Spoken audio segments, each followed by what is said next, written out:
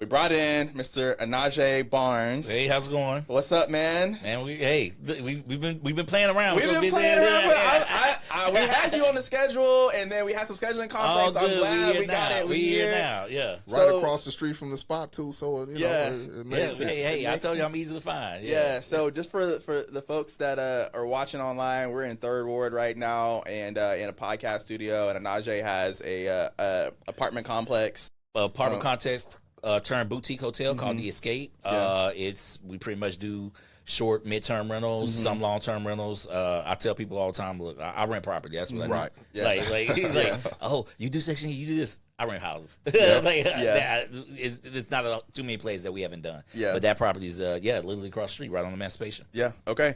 And so I love that I got both of you guys. I know y'all are good friends and work together. I don't know if have y'all invested together as well. Y'all do deals together? We just help each other out. Okay. Absolutely. Yeah. So I think y'all both have a really high level of expertise in the fields that you do. So I think we're really gonna round out this episode and really kind of get into some higher level conversations for folks who maybe have a little bit more experience.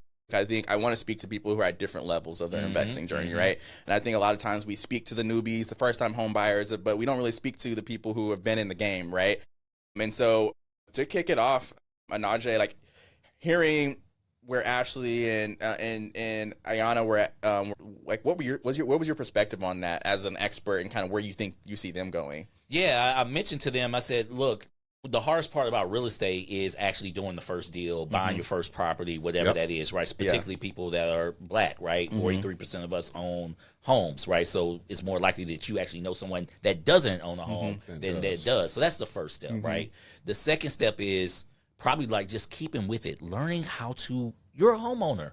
Be a homeowner. Yes, you have to take care of things, right? Yeah. And that's like part of it. That is the responsibility. That's the trade-off of the win, Right. right?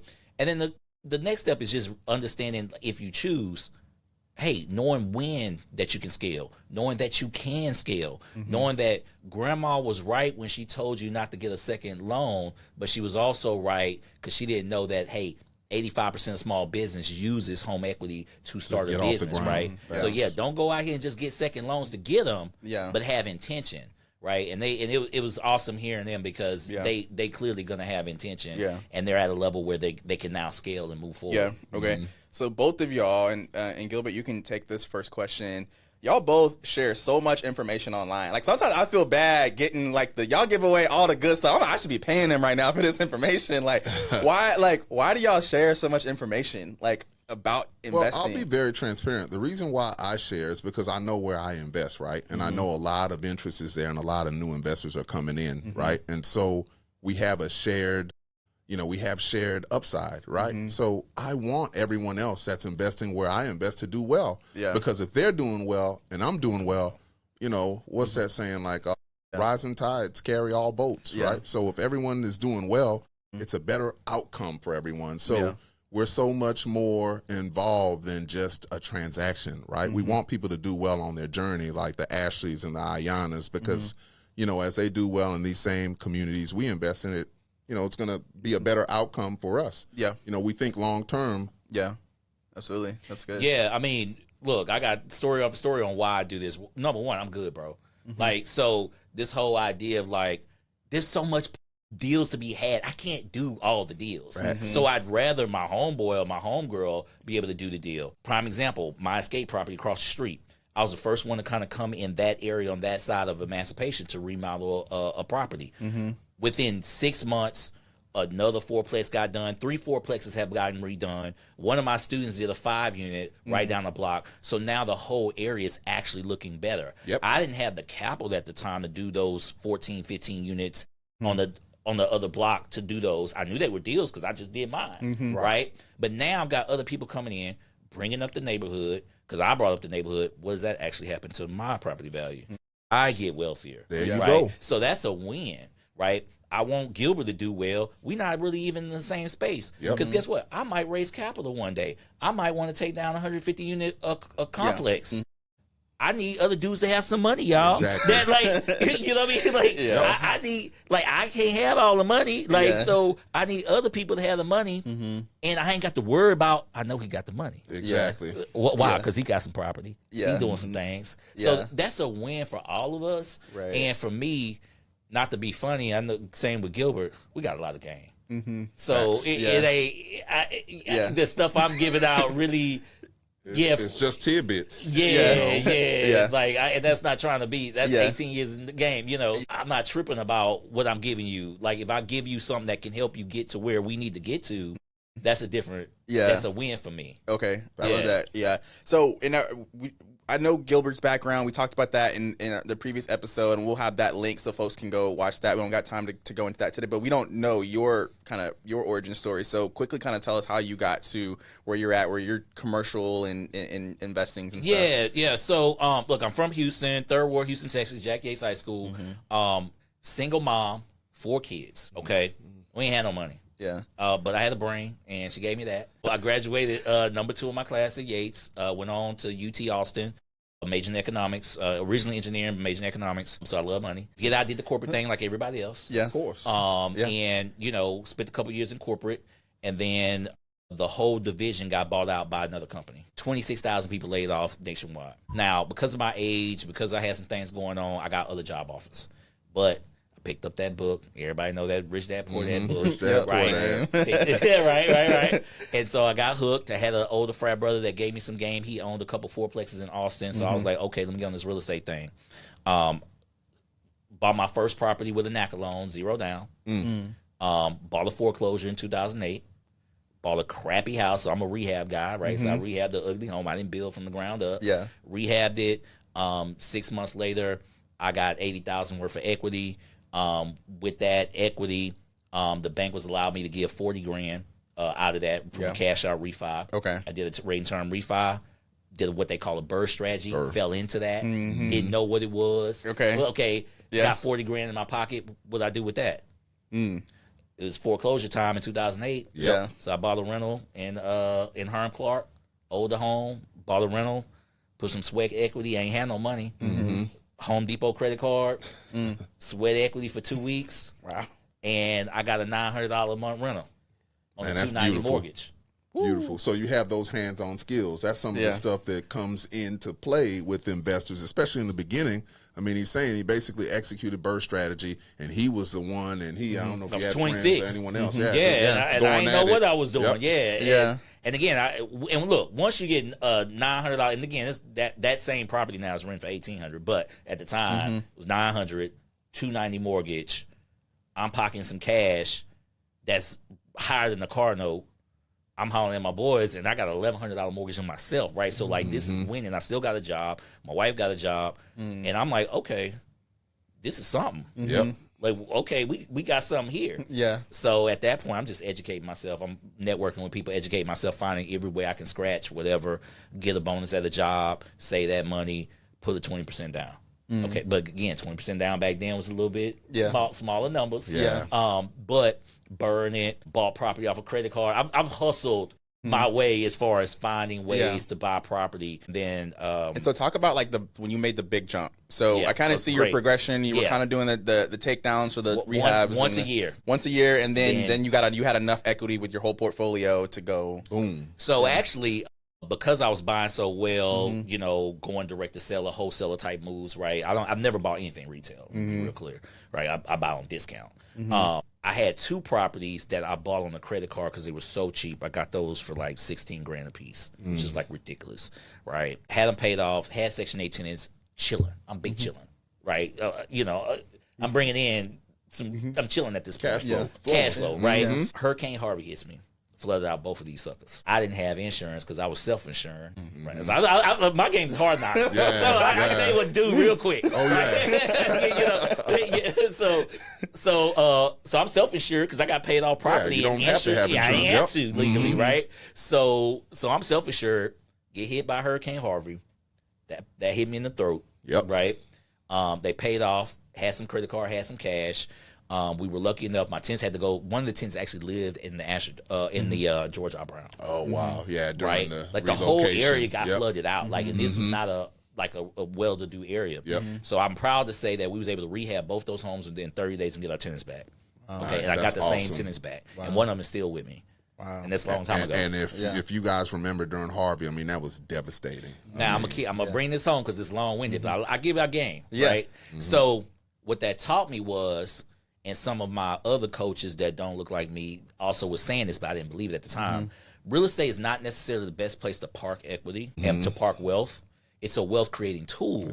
It's a high equity tool, right? But it may not be the best place to have a significant amount of your wealth in because it's illiquid, right? Hurricane Harvey taught me that. You think a bank about to give me a loan right then? No. They're not, right? So what I did was fix it back up, get it back operating. Year later, as fast and as soon as I could, got me a cash out Got your money. refinance. Yep. Bought those for $16 a piece. They gave me $200. Okay, y'all can do whatever math you want to do to that. I did that quick math. So if you bought them for 16 a piece, you did the sweat equity after Harvey a year, and they gave you $200K. That's nasty. I mean, Yeah. I mean- And that's including, obviously, they didn't give me the full equity amount or whatever. So these properties were worth a significant amount of money comparatively to what I bought them for. Yeah, absolutely. Right. So got $200K. And really what I was really on, I was chasing the freedom. I've always been chasing freedom. And I was saying to myself, okay, I'm buying one a year. I'm doing well. Obviously, I'm doing well with it. How do I get more quicker? You're a realtor. How many deals are really out on the MLS in any given time? Like real cold ass deals. Not very many. Right. So I figured, well, why is that? Because everybody playing with FHA. Everybody's playing with 1 through 4. Commercial real estate is 5 and above. 5 and up. These are different rules. These are tougher rules. Okay. And these are not easy rules to play with. But I was able to find a wholesale deal. Bought my first 21 unit complex at $53,000 a door. Do that math. That's good. That's good. That's 2 duplexes today. Do that math. Yeah. Yep. Okay. Had the How down scary was payment. that to make that jump? Bro, Were you terrified? I got or the gray like- hair to prove it. Okay. Okay. You spitting these numbers out. I'm like, dang, man, that's a big jump. I mean, No, I'm shooting shots. Let me be real clear. I'm shooting threes, okay? I'm shooting big time shots, right? And it's scary. And guess what? And I tell people all the time, Steph Curry is the best 3-point shooter of all time. Of all time. Okay, guess what? He's missing 6 out of 10. Yep. Every time. yeah. That's You know, where- yeah. so it's scary. It was very scary for me. I had a lot of rehab experience. I'm a great negotiator with contracts and things of that nature. But I was going from 9 to 30 now. That's not the same. There's management changes, software. I got to use software. I ain't picking up cash no more. I can't do like a lot of. We're not taking Zelle, bro. Why we not even Record taking keeping, bookkeeping? I can't even take Zelle. Yeah. Everybody's sending in the same $1,000. Who paid what? Exactly. Yeah. You know, so there was a lot more that I had to learn, but I also like to tell that story to let people know that it's possible with the right moves, and also understand. You asked me, did I take out my whole portfolio? I did not. What did I tell you? 2 The 2 houses. Yep. out of 9. Wow. Right. Yeah. Got me to 30. Yeah. Then they asked me how I got to 50. Right. Like, so, Yeah. you know, that's cash flow. If you're making money on property and you can pay your rent. Everybody heard online, it's a DSCR loan, DSCR loan. Everybody hear about DSCR, you know, everybody, that's the new buzzword, right? DSCR loan, here's a trick. It's all commercial real estate. Why is it called DSCR loan? Because it's a business loan, right? Why is it a business loan? Because you make money. So can you cover can you service debt service coverage ratio? What does that mean? We are servicing the debt. Yeah. That's what the lenders care about. They want to make their 6%. Yep. They in it to make their 6%. Yeah. I need you to make sure that I pay my 6%. Yeah. Can you prove it? How? Well, I got some rent that's going to cover this mortgage by 25%.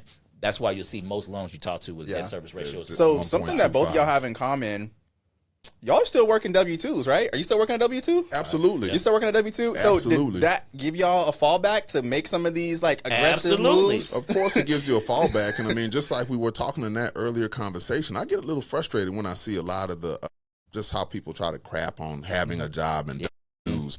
People don't understand, like, some of the highest performers I know, highest net worths, locally that I really know in real life in Houston, they have W-2 income. Yeah. People, I mean, it's a great leverage, right? Yeah. It's a great tool to use, and it just helps you tremendously. My wife and I both, to this day, we have W-2 jobs, and both of our employers know what we do. They also know we're in the real estate business. They also know that, you know, we love equity now. That's a lesson also that I learned from my youth at my other W-2 jobs. I didn't take equity positions in the companies I worked at, but now that's changed. Company where I work now have equity in the company, right? You know, that was something I learned from the past. So, you know, that's a great learning ground. Your job is where you learn more and more about business. Yeah. And, you know, I know Onaje works, I think, a Fortune 100. Yeah. So, we didn't talk about them, but I work at a Fortune 100 company as well. Yeah. And look, we have to understand, number one, we're all here to make more money. So, like, if you're making some money, the whole goal is to make more money. Make more. Right? Like, you got to add more, right? Yeah. So, like, let's not crap on and that company likely taught you some skills for you to be able to get into the position to go buy some rental property. Oh, yeah. Right? So, how about, like, what else can they learn you? Right? And can you go to work? Because most of us, I talk about this a lot, most of us go to a job and they're kind of like pissed off and they get into real estate because I'm like, man, I'm tired of this boss and this boss getting on my nerves and this corporate mess is getting on my nerves. It actually gets easier when you feel freer and safer. Facts. Right? Meaning, like, I got some cash. If y'all let me go, it'll be all right. Yeah. Like, it'll be all right. Yeah. But I still want that check, though. Of course. You know.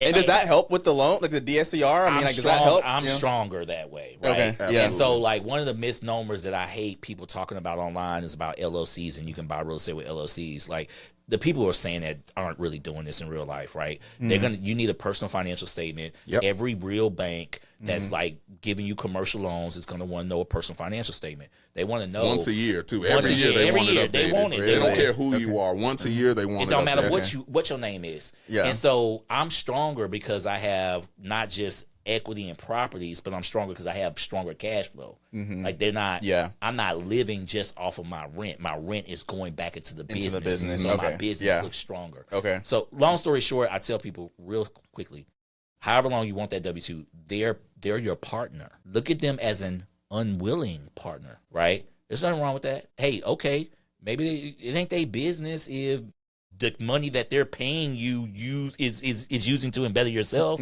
right? They not promising you to be rich. Yeah. They're not promising you to retire. Right. Okay, let's just keep this transaction simple. Yeah. Time for money. That's it. That's all we doing, bro. And some of y'all jobs have a time frame on it. Some of mine don't really have a time frame, but meaning like 40 hours. That's what you get. Yeah. Maybe 50. Yeah. Right. But what is that? Right. Yeah. That's They so don't own you, good. man. So let me ask you guys this, right? So, you know, everybody isn't blessed to have the 6-figure job, right? And so, was texting Gilbert.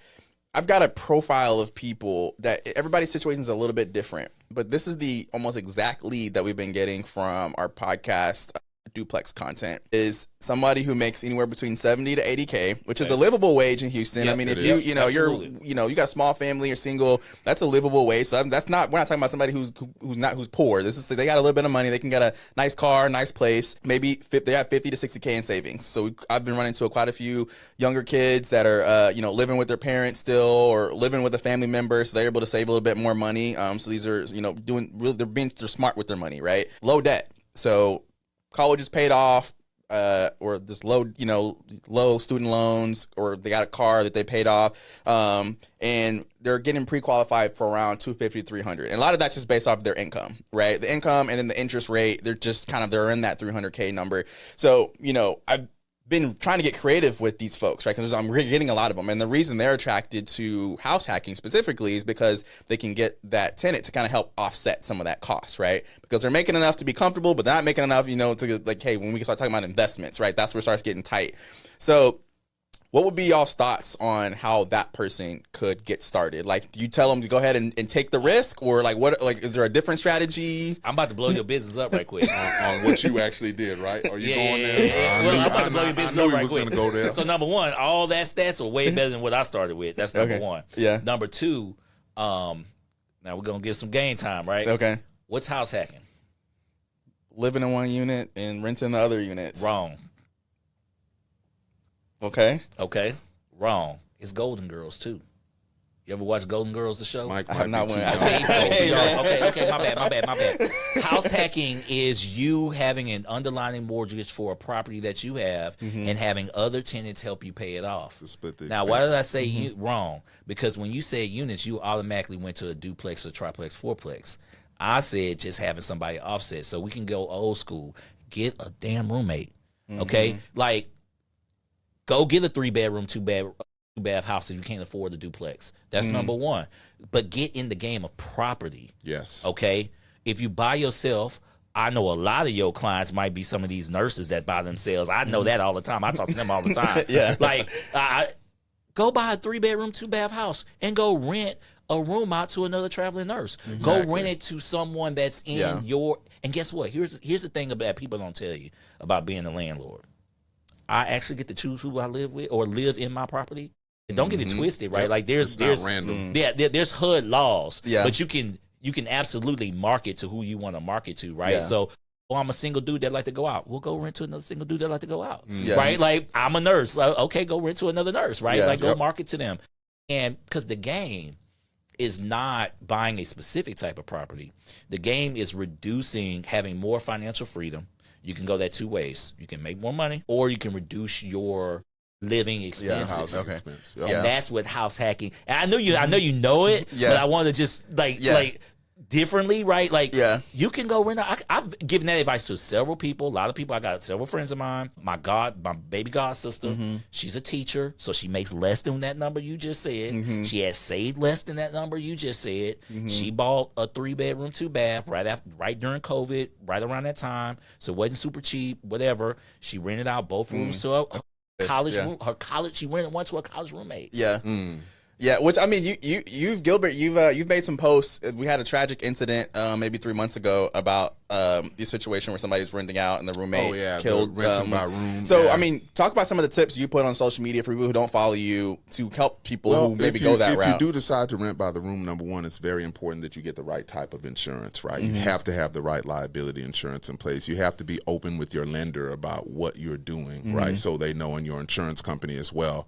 And then property management, vetting. You have to understand, it's exactly what Onaje just said. Single dude, like to go out a lot, keep people the same. I think in that tragic incident, it was a young 20, 21-year-old student with a 40-year-old dude. Like, it was weird. with It a was record weird. of violence. Like, how in the world you would put those two together in the same space? weird. It just shouldn't happen. That's that landlord out of business. I'll tell you that. Oh yeah, absolutely out of business. And the family filed a lawsuit just recently, and it's going to end. It's going to end with a judgment against the 100%. property management company, likely against the owners, likely, because that was something that just shouldn't have happened. Obviously, you can't control what happens at some of your properties, but you have to take the right steps to You protect got to control yourself. yourself. Yeah, what you absolutely. control. Yeah. And I think something that I learned from Ashley and Anaya is they're making sacrifices right now. Oh, that's a big part of it. I mean, and that's the undertone of what I heard is like they weren't flexing on us at all. They Not were at like, all. "Hey, we're working right now, right?" Yeah. So I think I run into a lot of folks who they want a quality of life, and that's why the house hack can sometimes get confusing because they're like, "Oh, I'm house hacking, so I'm living there, so I want kind of my own quality of life, but I also want it to be a business." And so I think I always challenge people like, "Hey, you got to decide, hey, what is this?" Right. But what you say quality of life, right? That's a definition that we all have differently, right? Yeah. So because you know what she is getting, you said, oh, they're sacrificing. It's a trade-off. Let's not use the word sacrifice because you know what she is getting? More financial freedom, less gray hair because my bills are getting paid, housing stability, which is a real thing, Yeah. right? Like, Yeah. the ability to say, hey, I got laid off, or hey, I got an extra job, or just, man, hold on. Like if my contribution is like $700-800 and everybody else's contribution is $1,800. Yeah. That's real. Those are real numbers. That's real numbers. That's a win. Yeah, it is. Absolutely. Yeah. So I think for me it's like, because I talk to so many newbies that like want to get in the game, but I don't want to sacrifice and I want this quality of life, whatever. No, you need to change your mindset about how you want to live. Right. Like, okay, do you want to live for flossing and fronting and capping and all of that? Yeah. Right? Or do you want to be able to have some money in your bank account? Yeah. Be able to like chill and not stressed this month. Oh, maybe my hours didn't come in. Like, yeah. Okay, and that's in the best case scenario, and a worst case scenario. You know, like they said. I mean, sometimes you get a bad tenant or something, but you should have a good game plan. If you have a good business model, you should have a game plan for that. Yeah, and I think if you heard Ashley talk, she said the P word a lot, and I was like, man, she's got it. Ayana has it too. Pivot. Knowing how to pivot and change things and move around. I think, Mike, that's also an issue in today's society and how we see things. Like, everybody, it seems like they want to compare outcomes. I want to compare myself to Onaje's outcome or Mike's outcome. But what we don't compare and what we don't get to see is the process. He talked about that today on the podcast episode, right? Ayana and Ashley, they talked about the process. And that's what people don't understand is that, man, that process and the output creates the outcomes. Yeah. So absolutely. We can't just look at the finish line. We got to start at the blocks and even before the blocks and see, what people had to do and what the process or what they had to learn. You know, so much of this is learning. I know Onaje is going to talk about that. You already know about to go there, right? Yeah. It is one, as a people, we have to get better at saying, like, hey, can you help me? Or asking for help, right? Too much are we trying to do our own game by ourselves, right? Like the game of life, like you need teammates. Like I did, like in football, it's 11 on 11, right? You need teammates. Basketball is 5, right? Real estate is not tennis. This is not a solo sport, right? If you're going about it solo, again, I made all of these mistakes. So if you're going at it solo, it's going to take a longer time, right? So that's okay. And that's okay, but also just being able to call somebody. Me and him talk, we probably texting back and forth several times a day about all kind of random stuff or whatever. I know stuff, he knows stuff, and guess I brag all the time. People are like, well, don't you build? Would you want to build? I said, I don't need to learn how to build. I got a homeboy that know how to build. Like I don't need to. And again, I'm like, and I own land. Like I have land that I'm just sitting on this high equity land at this point. When you gonna build on? Well, whenever I feel like it. I got this homeboy that I can just call. So I think that's super important. Being able to have a way to pivot. Yeah. Something I wanted to ask you about, and I forgot. I just looked at my notes, remembered. So you talked about use NACA. Did. Like, what do you think about that? I mean, I know those programs sometimes have restrictions that kind of limit you in terms of how you can move with them. So, like, what are your thoughts on those? I think NACA is the best loan in America. They don't pay me. Okay, so let me, and I'll break it down. The game of real estate is trying to get into a better situation financially for as cheap as possible. Okay, NACA has 0% down loan. The sister earlier said she was going to get a VA loan because it's 0 down. VA loan is the best loan in America. Right, second best loan in America is likely NACA. Now, NACA does have restrictions, right? But it's all about sacrifices. Yeah, you got to take some programs and some classes or whatever, and it's going to absolutely take a longer period of time to close, 100%. However, it's free money. They got 0% down, no closing costs, 1% below market interest rate. And they have a 203K loan option, which means in my case is what I use. They gave me $30,000 to renovate this old 1960 house. I've been talking about that program. Yeah. So that's huge. I just told you 6 months into it, at 26 years old, I had $80,000 in equity. So I just use the tools available to. So NACA's a tool. I tell people go find the best tool for them in their situation. Right. So this is a VA. Go use your VA loan, 100%, right? So use the FHA. Use the FHA 203K if you understand what, like, that's a renovation loan. They give you the money to renovate, right? So Gilbert, you talk about you've been actually, I don't know, critical or but you recommend people putting more equity into the deals initially, right? Well, so, I'll say this, if you can, like, that's why I advocate, if you're going to buy a new duplex, and if you can, the best process to do it is to build it from the ground up. Okay. Or to find a burb property that's a duplex to renovate, because ultimately you don't want to chase equity. You want to start, obviously you can put sweat equity into it, but you want to start in a good equity position, because it just leaves you more flexible, leaves you more open to use your property as you see fit. Now even in Houston, you guys are all aware, I know Onaje is aware that, we have STR regulations coming down the pipe. So that's going to kind of even dramatically change how people can use some of the FHA properties. Once you have to put pen to paper and say, hey, this is how I'm using my property, it's going to change things. Leaving a legal paper trail. Yes, paper trail. That's the difference. A lot of people are minimizing what I've been saying, but they don't understand you're creating a paper trail. Can I piggyback? Because I want to Gilbert, I want to almost ask him a question, right? So he said multiple times on this podcast, on the previous one, when you really want to build, I don't think people are clicking on what he's telling. Okay, I live in a different space on renovation, right? We're doing the same thing. We're forcing equity into a property. We're adding value into the property or land in that matter, right? Real estate, the game of real estate, yes, the buy and hold and wait. I'm a buy and hold investor. Is awesome. The equity will build over time. Great. Awesome. Right? But like the real game is buying properties on discount and or forcing equity. Forcing the equity. Right? Yep. Forcing equity is renovation, home, or like whatever. But also renovation is development. Yep. Right? Like developing a land to make it more valuable is the play. Now, if you're buying it retail, you're really not doing that. Right? Like at that point. Yeah, like now, awesome, go do it, right? But if you can get to the point, if you really like real estate, go find a way to force equity. And there's a lot of ways to force equity, right? Her play on the group home. Yep. Here's what's funny. That's also forcing equity. Because her income increases, and there's going to be a bank out there that gives her a higher valuation because based on the income. Because of the income. Yeah. So there's a lot of ways to force equity. Yeah. But I like to really talk about forcing equity. Yeah. Right. Okay. And it makes it more likely for you to be able to scale when you have equity. It's tough to be in a position where you have 0 to 5% equity. I mean, what money or what tools are you going to use to get into the next? Equity, we mean cash. Like, I mean, that's your cash position in your property. Absolutely. So, yeah. And I can tell you, I mean, even in today's time, it's a lot more doable than people think to, just get with a good GC, get with a good lender. If you guys don't have them, we have those resources. Yeah, we got all the resources. All those resources for you. Najee is going to talk more about the group that he has coming. It's going to be great, but we have all these tools for you here, disposable.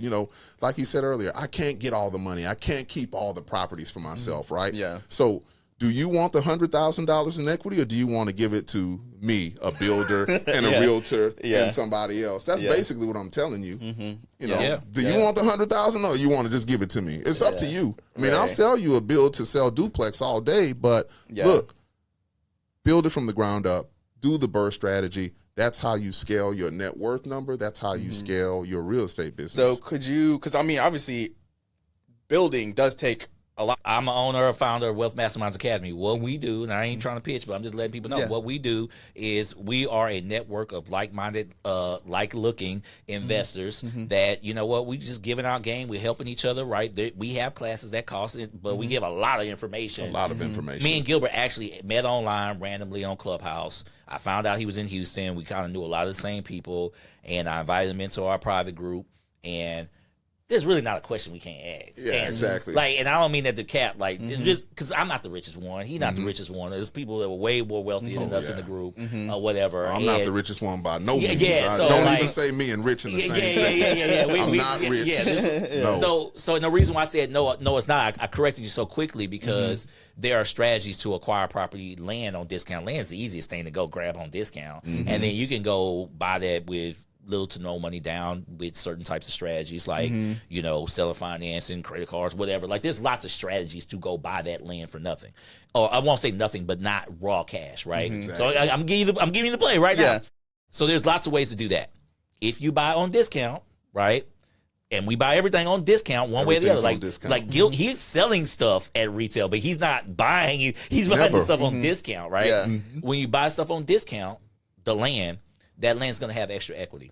You go to certain types of banks that specialize in building, right? Absolutely. And you can use the equity of that land to actually finance the initial draw request, right? Right. Of what you need. Now, where do you get the capital for the draw request? That's where you're like, hey, that's extra money, whatever. That number could get as low as whatever you thought your down payment was. So Mike, how you said you need more cash, like you'll see these commercials, buy this duplex for just $20,000 down, build the duplex for just $20,000. So what you need to do keep the equity. You have a loan and you're going to pay a revolving fee against the money you borrow, but you're going to be in a better equity position, and that's what we're preaching. Or if you are in these ladies' cases, and likely yours, go get the HELOC.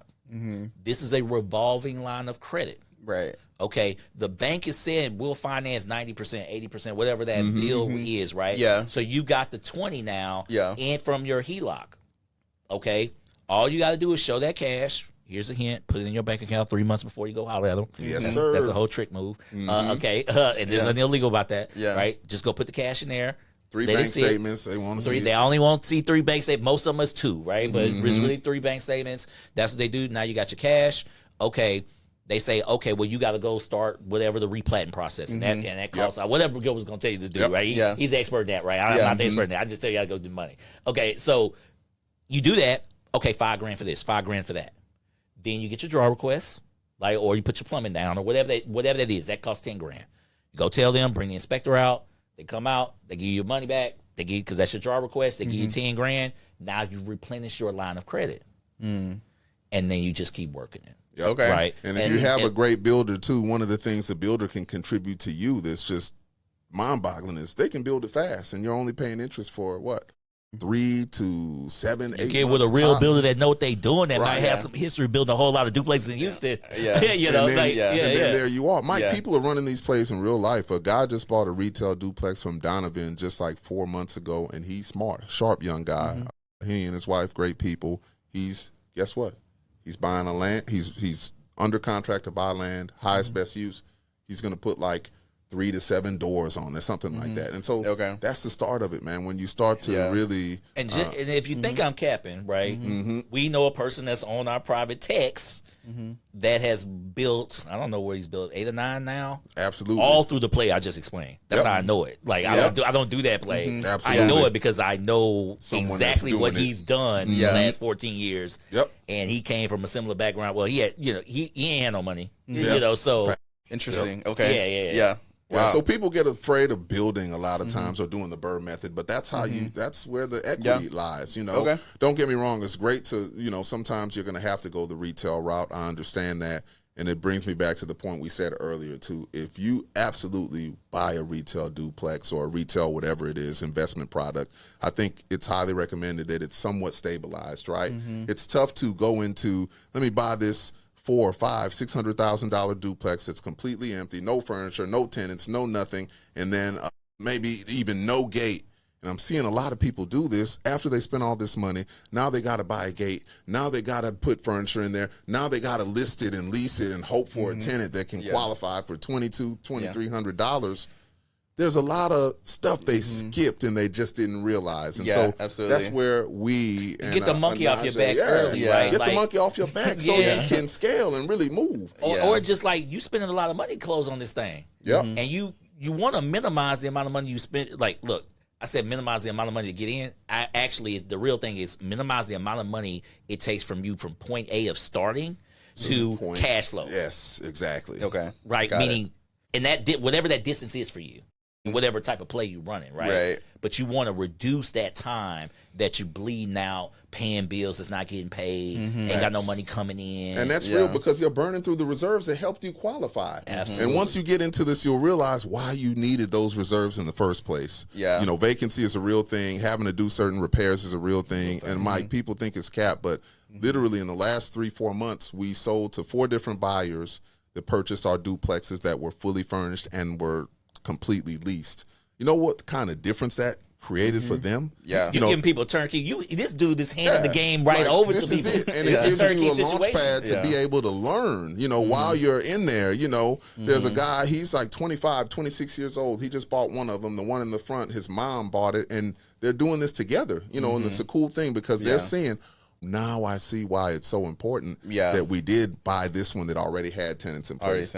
Because, Mike, I'm not capping. I've taken calls from literally at least a dozen realtors over the last year that they had clients who bought duplexes. They couldn't find tenants in the first 2, 3, 4 months. They were panicking. One guy out of Florida, he bought a duplex, no tenants for the first 8, 9 months at all on both sides. So what are we doing? And let me get to the nitty gritty of that. I hype what he's offering is so huge because what's crazy is, like, let's keep it real. You're offering a product that's already rented out, meaning someone had to rent it out. Someone was managing that property. Someone was has vetted tenants in there. Has vetted tenants in there. Yeah. Like, so it's not just you out here. Because here's a whole nother thing. If you buying something they ain't got no tenants in it, you got to learn how to be a landlord. You have to learn how to go find good tenants and vet them out and things of that nature. So if some of that work has been done for you, and maybe it wasn't perfect, maybe that tenant and you you and that tenant don't vibe over time. Guess what? Put the monkey off my back a little bit to where, you know, I can figure some things out. I find me a new tenant that's better than you, maybe raise some rents, whatever that is. Move to short-term rental, long-term, whatever you want to do. You have time because it's hard to think through strategy when you got financial pressure. Okay. Very hard. Man. This is some really good game, and I think there's the level of like, this is just experience. You got to just get the experience. Exactly. So like some of the stuff you can't learn unless somebody or hang with dudes that know. So talk about the group. How do you get into the group? Tell me the details. So it's called Wealth Masterminds Academy. It literally started from an old group me that I had for, I don't know, 15 years ago, with me and my boys to literally just help each other out. Like, man, who you got? What's your plumber name? Oh, I need a whatever, right? Sheetrock guy. Painter. I need a lawn guy. I got a leak on a Saturday, and you can hit this group, and then the plumber's there like 6 hours later. Yeah. That's huge in real estate. Right. And then what's crazy about it is we're pulling resources. So Gilbert kind of know my only rule is I will give you whoever you need to give. Just say OJ referred you. Right, because that helps my prices on the back end, right? Because I'm helping out business, that's whatever. So it started from that, and then COVID, and I just realized like, oh, so many people need more help. Like we want to spread the wealth. Me and Gilbert are cool because we are passionate about Black generational wealth. Like that's not a joke for us.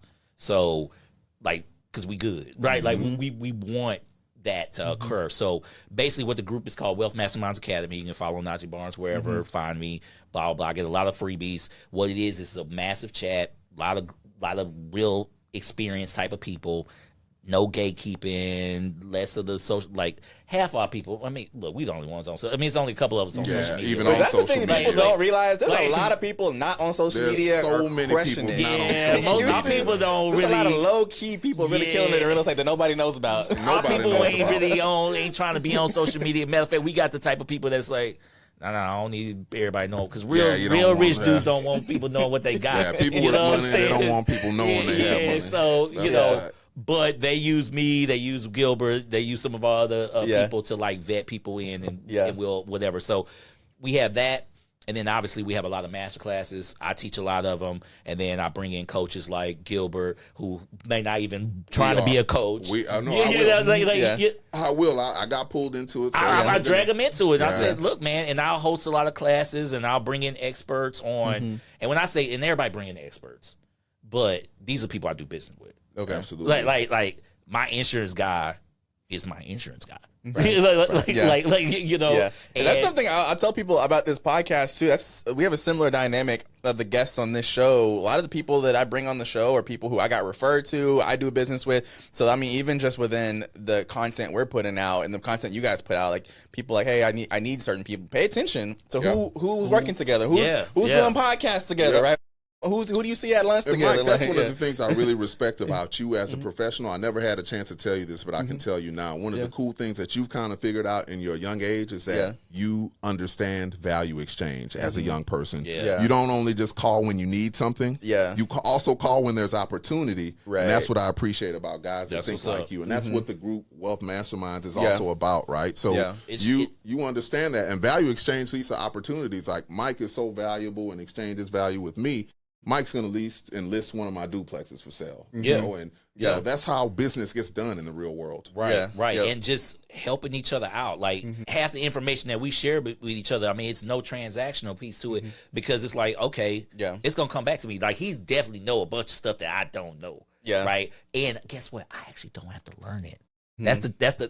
I don't have to spend X amount of hours on YouTube, because I know I got a tax guy. My tax guy's better than your tax guy. Facts. We not telling his name, but it's quick. We're not gonna say his name, but it's 100% certainty that he's better than your guy. My insurance guy is 100% better than yours, because he is. Like, there's no I love it. My lenders are better than yours. And like, why? Well, because they lend to big stuff. Not just my stuff, but these other people that's in the group, they lend to big stuff. So they guess what? Not trying to be funny. They know different types of deals. Right? So, you know, our wholesalers are better than your wholesalers. Why? Because we got buyers, and they ain't fooling. You ain't messing with no wholesaler that's fraud. No. Like I ain't messing with no wholesaler that's fraud. How do we know? Because we doing deals. So that's the cool part. And it's like, okay, that's the kind of stuff we get that free. That's easy, right? It's the higher level courses that cost stuff. You know, okay, how to buy a multifamily. How to make a boutique hotel. Well, I did that. It's across the street. Yeah. Okay. Yeah. All right. Cool. That's what you want to be on. Like, all Yeah. right, we got that. Exchange of value. Exchange of Yeah, value. yeah. So I got you. we are. And again, I hate to get back to like people that look like us, but we behind the 8 ball. We are. There's a reason why you see other people buying the property in our neighborhood. There's a reason how 90% of my tenants have always said, I've never had a black landlord. Literally, 90% of my tenants always say this all the time. I've never had a black landlord. There's a reason, because everyone else is making money off of us. Yeah. Right? And they're doing it because they have community. Our good friend, I'll mention him, Kevin Rouse, Kevin, good friend of ours, Kevin. PhD, just got his PhD. He teaches development at PV. I mentioned him because he was one of the people that really put me on. He's an OG of Houston, and I was gonna give him love because he's OG and he gave me information. And one of the things that always stuck with me is, and he does a lot of he sells a lot of large multifamily, CC, he's on that level, right? Yeah. So he's known for selling large multifamily in Houston. That's what he's known for. If you at that level, you know his name. Okay, well, it's cool. He always told me, he's like, look, I done sold deals to Indian people or Asian people that don't look whatever, and there'll be 20 people on the deal, and they never met each other. Why are they doing that? Well, they shooting threes. Yep. Yeah.